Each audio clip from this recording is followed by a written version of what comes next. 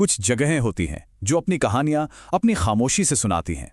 आज हम एक ऐसी ही जगह की बात करेंगे, कुलधरा, राजस्थान का वो गांव जो कहते हैं एक ही रात में वीरान हो गया। तो चलिए इस रहस्यमयी सफर पर चलते हैं। जरा सोचिए, बस एक रात और एक दो नहीं, पूरे 84 गांव हमेशा के लिए गायब हो गए। न कोई शोर, न कोई निशान, बस पीछे रह गई एक ऐसी खामोशी जो आज भी गूंजती है।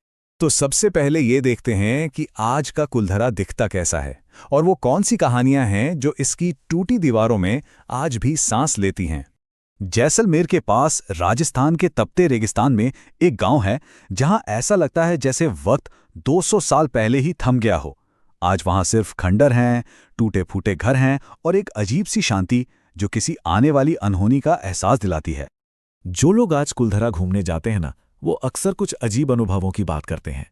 सोचिए, खाली गलियों में किसी के कदमों की आहट सुनाई दे, हवा में हल्की हल्की फुसफुसाहटें हों और ये लगातार लगे कि कोई है, कोई आपको देख रहा है, और फिर अचानक कोई परछाई दिखे और पलक झपकते ही गायब हो जाए। तो सवाल यही उठता है कि आखिर 200 साल पहले यहां हुआ क्या था? वो कौन सी एक घटना थी जिसने एक हंसते वसते गांव को हमेशा के लिए एक भूतिया खंडर में बदल दिया? अब हम उस रात के रहस्य की तरफ बढ़ते हैं, वो रात जब सब कुछ हमेशा के लिए बदल गया। 84, ये सिर्फ एक नंबर नहीं है। इतने गांव, कुलधरा और उसके आसपास के 84 गांव एक ही रात में खाली हो गए थे। ये कोई आम पलायन नहीं था जहां लोग धीरे धीरे घर छोड़ते हैं। यहां तो एक ही रात में पूरे के पूरे इलाके की आबादी ऐसे गायब हुई जैसे वो कभी वहां थी ही नहीं, बिना कोई आवाज किए, बिना कोई निशान छोड़े। और जो पीछे छूट गया वो इस रहस्य को और भी गहरा कर देता है। घर खाली थे, लोगों का रोज का सामान वहीं का वहीं पड़ा था, लेकिन किसी लड़ाई झगड़े का कोई निशान नहीं था, एक भी शव नहीं मिला और ना ही कोई ऐसा सुराग कि वो हजारों लोग आखिर गए तो गए कहां। यही तो सबसे बड़ा सवाल है कि आखिर ऐसी क्या मजबूरी आ पड़ी थी कि हजारों लोगों ने रातों रात अपने पुरखों के घर, अपनी जमीन, सब कुछ छोड़ दिया। जो वहां की कहानियां हैं वो सब एक ही शख्स की तरफ इशारा करती हैं, दीवान सालिम सिंह। कहानियों के मुताबिक इस पूरी घटना के पीछे जैसलमेर रियासत का एक बहुत ही ताकतवर और उससे भी ज्यादा क्रूर मंत्री था, सालिम सिंह। कहते हैं उसके जुल्म के किस्से दूर दूर तक मशहूर थे। कहा जाता है कि सालिम सिंह की गंदी नजर गांव के मुखिया की बेटी पर पड़ी और उसने गांव वालों को सीधी धमकी दी, या तो लड़की मेरे हवाले कर दो या फिर पूरा गांव बर्बाद होने के लिए तैयार हो जाओ। अब गांव वालों के सामने एक बहुत मुश्किल फैसला था, अपनी बेटी का सम्मान या अपना घर-बार।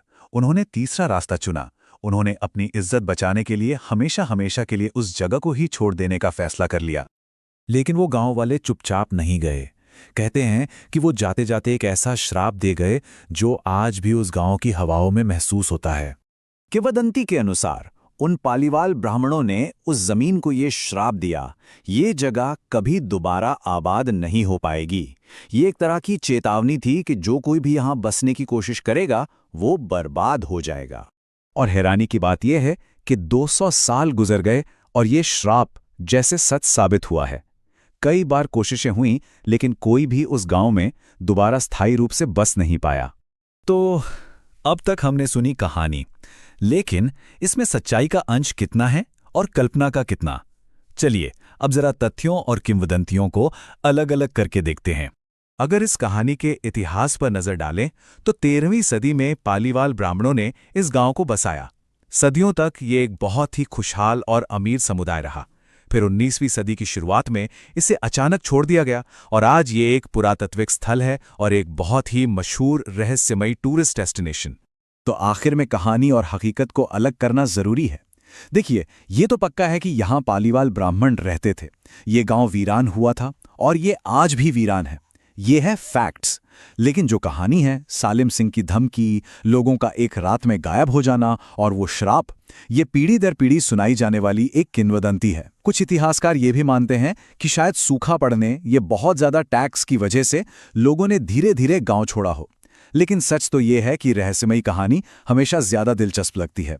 तो अंत में ये सवाल हमारे साथ रह जाता है कि कुलधरा के खंडहरों में गूंजती आवाजें क्या सिर्फ हवा की हैं या फिर वो गांव आज भी अपनी अनकही दास्तां सुनाने की कोशिश कर रहा है। इसका जवाब शायद हमेशा के लिए उन्हीं खंडहरों में दफन रहेगा।